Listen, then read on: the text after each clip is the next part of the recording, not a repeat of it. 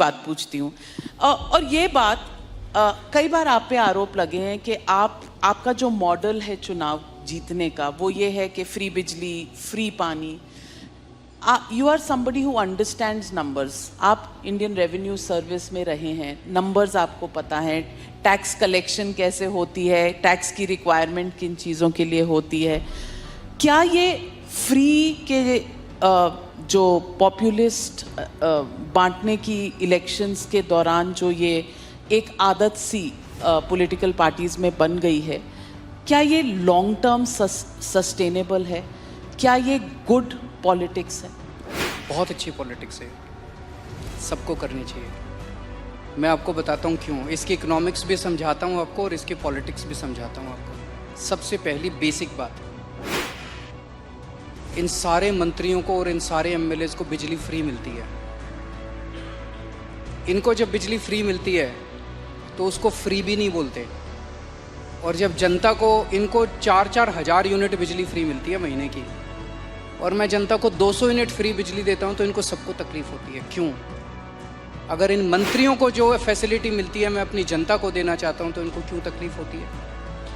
इन सारे मंत्रियों को और एमएलएज और एमपीज़ का सारा इलाज का खर्चा फ्री है। कोई बीमार हो जाए इनके घर का सारा फ्री है। तो अगर मैंने अपने दिल्ली के लोगों का इलाज फ्री कर दिया तो इनको क्यों तकलीफ होती है? जो जो चीज़ें इन मंत्रियों को और इन संतरियों को मिलती है मैं अपने लोगों को देना चाहता हूँ, नंबर 1। दूसरी चीज़, अगर मैं, एक समय था जब मैंने सुना था कि राजनीति के अंदर एक समय था जब फ्री बांटते थे, और फ्री बांटने का पैसा कहाँ से आता था? सरकार लोन लेती थी और लोन लेके उस पैसे से फ्री बांटते थे। That is not good economics.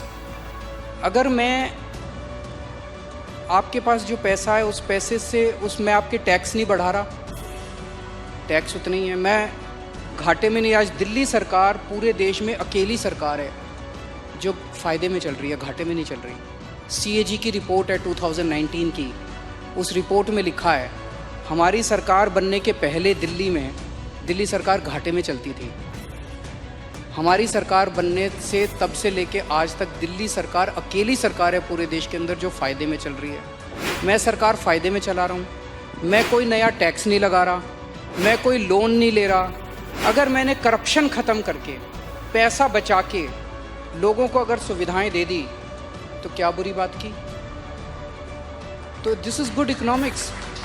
और तीसरी चीज़, पर ये मिरेकल होता कैसे? मैं एक छोटा सा एग्जांपल देता हूँ। जैसे ये फ्री दवाइयों वाला कैसे सिलसिला चालू हुआ, ये बड़ा इंटरेस्टिंग है। हमने एक फ्लाईओवर बनवाया, उस फ्लाईओवर की 325 करोड़ रुपए की एस्टिमेटेड कॉस्ट थी, वो शायद 200-250 करोड़ रुपए में बन गया, तो 125-150 करोड़ रुपए उसमें बच गए। कैबिनेट मीटिंग चल रही थी, हम लोग डिस्कस कर रहे थे, तो पता चला कि ये 125-150 करोड़ रुपए बच गए। हम ये डिस्कस कर रहे थे इस पैसे को कहाँ इस्तेमाल करें। तो मैंने कहा अगर हम सबका इलाज फ्री करना चाहें तो कितना खर्चा आएगा? So after 2-3 days they got back to me, they said 300-350 crore. So मैंने कहा ठीक है, इतना तो हम फ्लाईओवर बनाने में ही बचा लेंगे, इतना का पैसा। तो अगर मैंने फ्लाईओवर बचा के लोगों का इलाज फ्री कर दिया तो क्या बुराई है? मैंने सुना था कि एक मुख्यमंत्री हैं शायद गुजरात के, उन्होंने अपने लिए एक जहाज़ खरीदा 190 करोड़ रुपए का। मैंने लिए अपने जहाज़ नहीं खरीदा, मैंने दिल्ली की सारी अपनी माँ बहनों का DTC बसों में किराया मुफ्त कर दिया, 150 करोड़ का खर्चा आया। बताओ क्या बुराई है? So good politics and good economics, ये कर रहे हैं हम लोग। तो आपके पास ये कौन सा ऐसा फॉर्मूला है जिससे आप फ्री में भी देते हैं फिर भी आपकी सरकार जो है वो घाटे में नहीं, फायदे में है? ईमानदारी, सही नियत, बस और कुछ नहीं है। मैं बहुत छोटा हूँ, मेरा एक्सपीरियंस भी बहुत छोटा है, लेकिन मेरा 5-7 साल का सरकार चलाने का एक्सपीरियंस ये कहता है कि किसी भी सरकार में पैसे की कमी नहीं है। मैं ब्लैंकेट स्टेटमेंट दे रहा हूँ, किसी भी राज्य सरकार में और किसी भी केंद्र सरकार में पैसे की कमी नहीं है, नीयत की कमी है।